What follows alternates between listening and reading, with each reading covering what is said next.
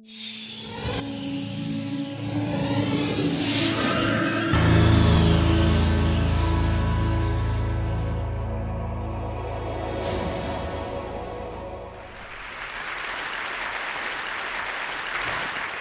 normally teach courses on how to rebuild states after war, but today I've got a personal story to share with you. This is a picture of my family, my 4 siblings, my mom and I, taken in 1977, and we're actually Cambodians, and this picture is taken in Vietnam. So how did a Cambodian family end up in Vietnam in 1977? Well, to explain that, I've got a short video clip to explain the Khmer Rouge regime during 1975 and 1979.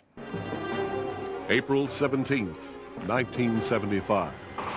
The communist Khmer Rouge enters Phnom Penh to liberate their people from the encroaching conflict in Vietnam and American bombing campaigns. Led by peasant-born Pol Pot, the Khmer Rouge evacuates people to the countryside in order to create a rural communist utopia, much like Mao Zedong's Cultural Revolution in China.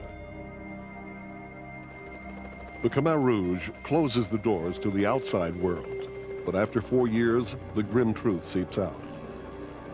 In a country of only 7 million people, 1.5 million were murdered by their own leaders, their bodies piled in the mass graves of the killing fields. So notwithstanding the 1970s narration, on April 17, 1975, we lived in Phnom Penh, and my parents were told by the Khmer Rouge to evacuate the city because of impending American bombing for 3 days. And here's a picture of the Khmer Rouge. They were actually young soldiers, typically child soldiers, and this is very normal now of modern-day conflict because they're easy to bring into wars.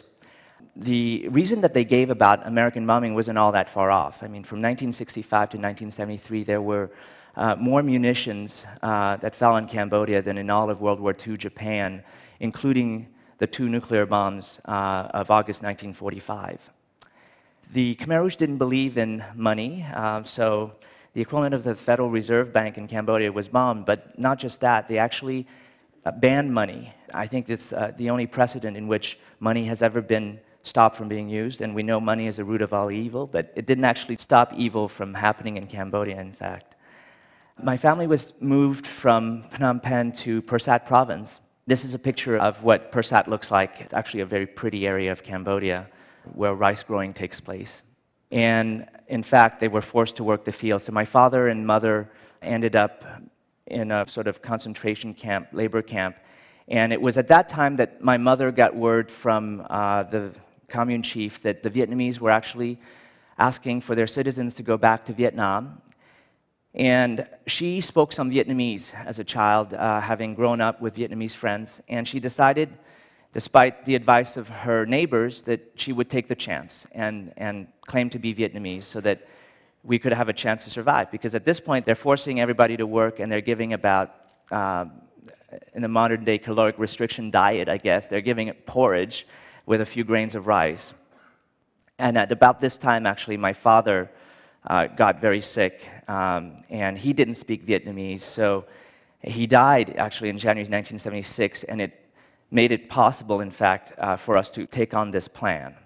So the Khmer Rouge took us from a place called Pursat to Koh Teo, which is across from the border from Vietnam, and there they had a detention camp where alleged Vietnamese would be tested, language tested.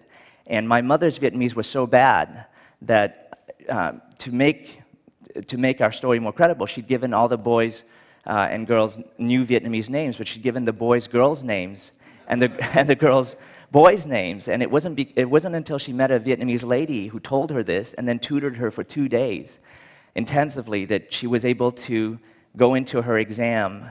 And, you know, this is a moment of truth. If she fails, we're all headed to the gallows. If she passes, we can leave to Vietnam. And she actually, of course, I'm here, she passes.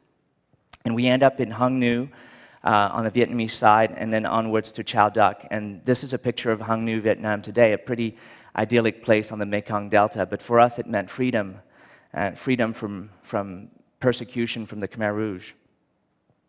Last year, the Khmer Rouge Tribunal, which the UN is helping Cambodia take on, started, and I decided that as a matter of record, I should file a civil complaint with the tribunal about my father's passing away. And I got word last month that the complaint was officially accepted by the Khmer Rouge Tribunal.